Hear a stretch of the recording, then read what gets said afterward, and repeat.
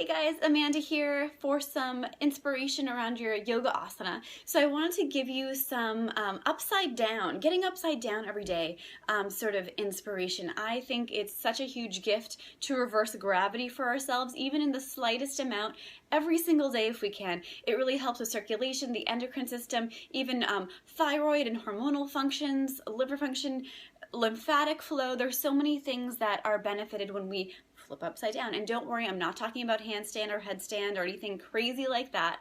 There are lots of different ways to get upside down in a safe, gentle way. Just a couple of heads up for those of you who do have high blood pressure and are not taking anything to manage it as far as meds, as well as those of you who have osteoporosis or osteopenia. Please be mindful and talk to your doctor around these poses before you do them. I'll talk a little bit more as I show you some of the options here. So let's get ourselves upside down. Okay, so first things first, forward bends, forward folds are a really great way to get upside down. So for those of you who have healthy, safe spines, it's okay to have a little bit of rounding in your back. I have two blocks here. You can use books as well. Something that's, about a foot off the ground can be really helpful for getting to forward bends. But I always like to encourage a flat spine. So even though we can round our backs and do forward bends this way, it's a lot of impact on our vertebra. So we don't want to put that constriction and tension and compaction onto our spine. We want to extend it, open it up, and increase a nice stretch in our hamstrings, but also get the upside downness that we want. Okay, so I always begin with hands at my hips and begin the descent. So it might be that as we're tipping up the pelvis, instead of just rounding the back, we're keeping our spine lengthened, our heart open.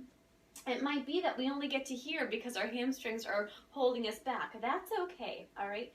For those of you who are not dealing with any bone density issues, you can certainly round your back to reach those props and just try to drop your head a little bit. So even here, and I'm going to lengthen my back up because this is the preference for healthy spines, and drop our head. We can still get a little bit of that action here. The other option for those of us with really tight hamstrings is to use a chair. So utilize a folding chair or any chair that you have and use it for extra height. And you can even build more height with your block if you need so. So even here we're kind of halfway over, right?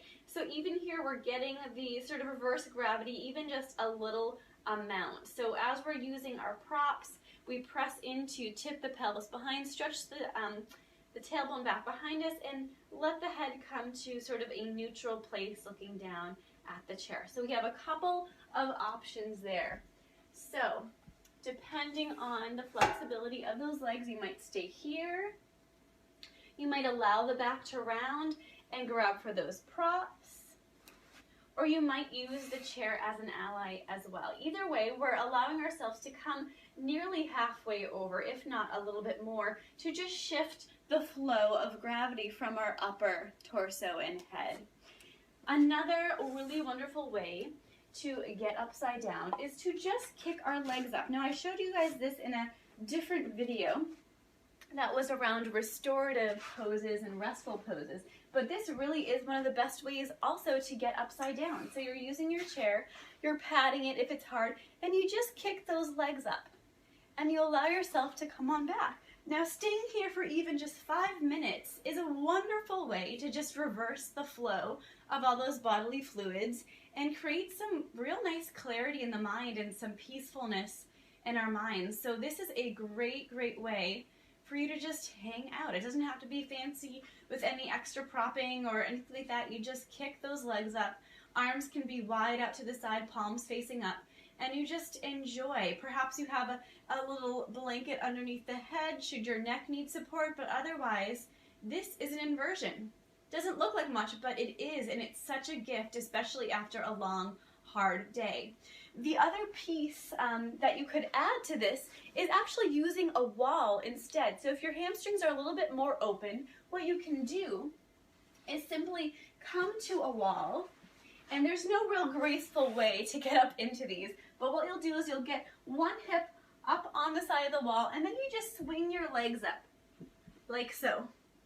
And you might actually want to grab a blanket, and I'm just going to grab this one off the chair, and fold it so that it's underneath your pelvis for a little extra padding, but also so that you can allow the sit bones to get closer to the wall and dip down a bit. So this is another option, and again, you can just hang out. It might be a nice idea to have a belt or a scarf around to kind of tie your legs together so they don't feel like they're falling off to the side, but certainly you don't have to if they feel comfortable like this.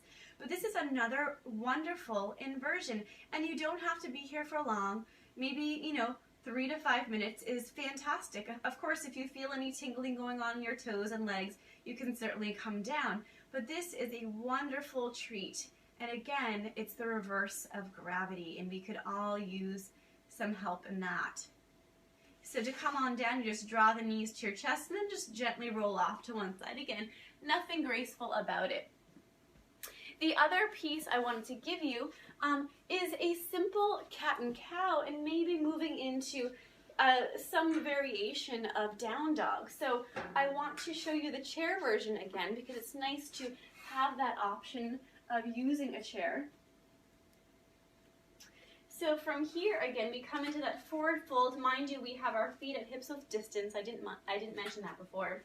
But we're just, again, at the halfway point, and we're just moving our spines, arching and rounding as we allow the head to drop and gently lift, not too much here. And of course, if the neck has more to go, you can always lift it more. But we're just moving in and out here. And then to make it even more of an inversion, what we can do is just push this chair back a little bit or walk the feet back. And then we push them back, drop the head in between our arms, keep the arms straight, keep the legs straight, and we're imagining that we're still tipping that sit bone back behind us. And here we are in another inversion. Pretty great, right? So these are all simple ways to just get upside down, even if it's just for a couple of moments. It doesn't have to be anything major, but when we can do this, especially after a long, hard day at work, it's a true gift to our mind and also our body. So just a couple ideas to throw at you around getting upside down every single day. It's a huge gift. All right, guys, talk to you soon. Thanks for tuning in.